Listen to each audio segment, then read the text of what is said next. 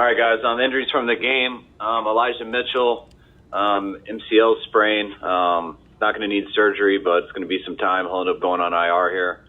Javon Kinlaw had the ankle sprain, but we're not expecting that to bother him. He should be all right. Nothing else from the game.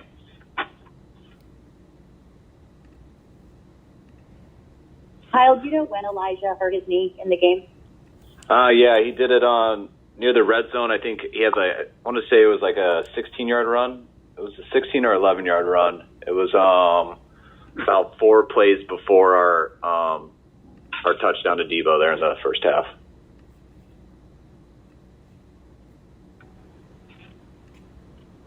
Kyle, now that you've got to take a look at film, what did you...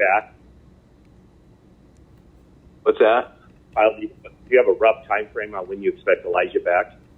I mean, we're estimating around 2 months, 8 weeks, so give or take a few. So hopefully it goes well and it's earlier, but you never know with those things. So, but that's what we're guessing. Now that you had a time to look at film, how did the 3 interior offensive line guys do like yesterday? I thought they did a real good job. You know, I thought they did good in pass protection.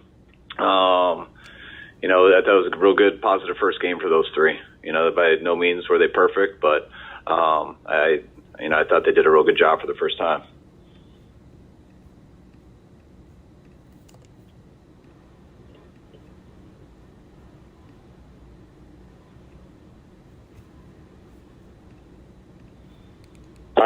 Taking a look at the penalties.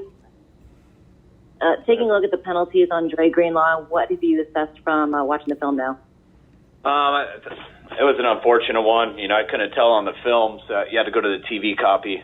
We didn't have it on the film from our angle, so I saw it on the TV copy this morning. And he has his back to him. He's reaching around trying to grab for the ball. He can't see where because the guy has his back turned to Greenlaw, and he reaches and grabs, and it happens to be his face mask, and then he lets go of it. But they're going to call that because he did grab his face mask, but there's not much Dre could have done different about it. It was unfortunate, and what we got to do is overcome after that. And we had our opportunities to overcome that after it. I think we dropped the pick. I think Huff had a TFL after that. Then they ended up converting a third down, so it ended up hurting us in the long run. But we got to stuff like that happens, and it's no excuse to give up the whole drive. Kyle, Elijah obviously went through a lot last year. What kind of spirits was he in today after you got a chance to see him?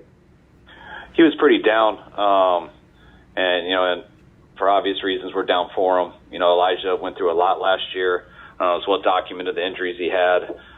He had really worked hard this offseason. He was feeling really good going into that game, and man, I thought he looked really good before he got hurt. And just the unfortunate hit that he had. I'm trying to tell him to keep his head up. Anybody who would have got caught in that situation would have gotten hurt. I mean, with the way his foot planted in the ground and the guy hit his knee.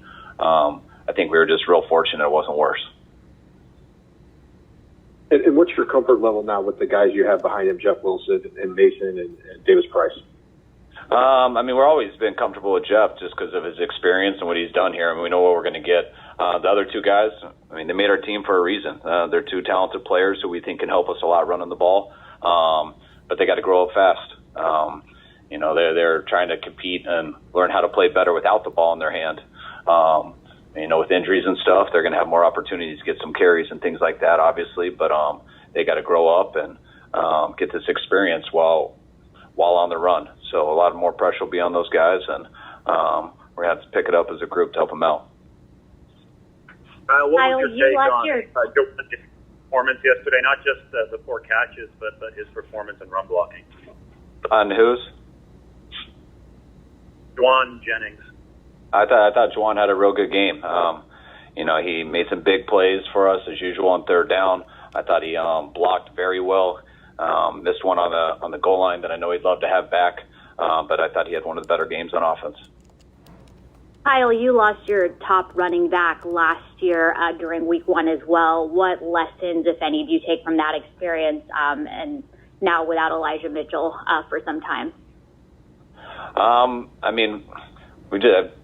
That's why we've been drafting one every year, too. I think our first year here with Carlos Hyde was the only year that we've had where we didn't lose our starting running back. So I think this is the 5th year in a row, and I think we've gone through at least 4 throughout a year. And And we're already at that again. So it's something that has happened to us in the past, and that's why you can never have too many of them. Sometimes it feels like we have a lot, and very quickly it now feels like you don't, because those numbers end fast. So hope to have better luck with that in the future, but hopefully we can hold down the fort here a little bit, and when Elijah comes back, he's coming back to a better team and helping us make a run.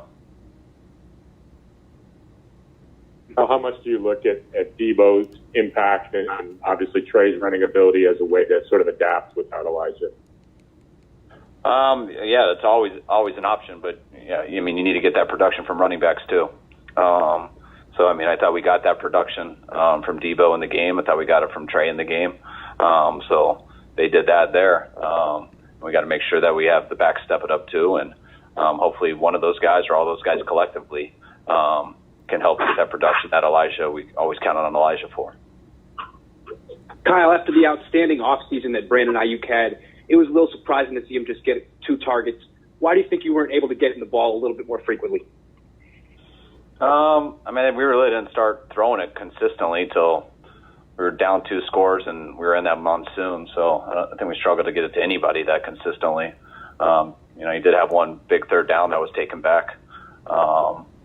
But I think we ran the ball a lot too. So, it was sometimes the games play out like that.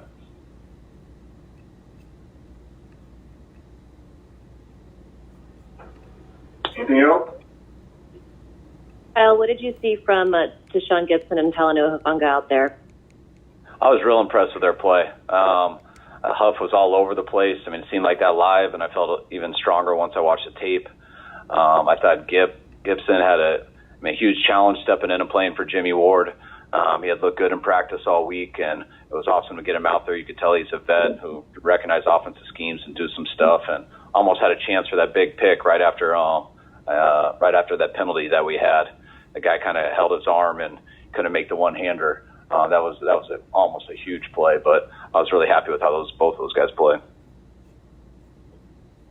And considering the penalties, is there any?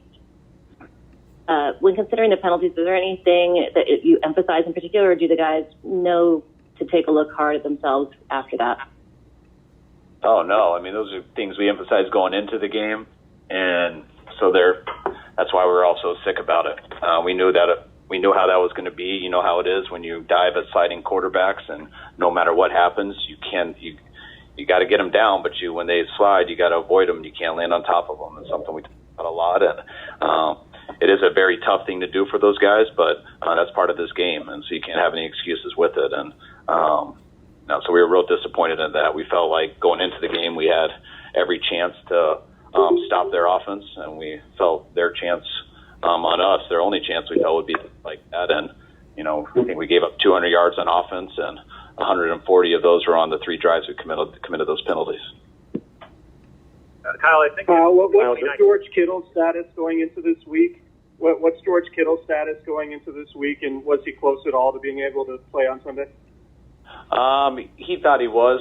That's why he made the trip and stuff. But, we decided pretty early there Saturday night, just talking to doctors and stuff, I haven't really found out about him today. I've been doing all this stuff from the people from the game. So hope he's ready to go Wednesday, but not sure yet. I know he'll be working to get back this week. Kyle, I think you guys had the opener against Tampa. I looked it up. You had 11 penalties in that one. Obviously, you won that game. But is there any correlation, do you think, between a lot of penalties and a season opener kind of knocking off rust, or do you think that was purely coincidental?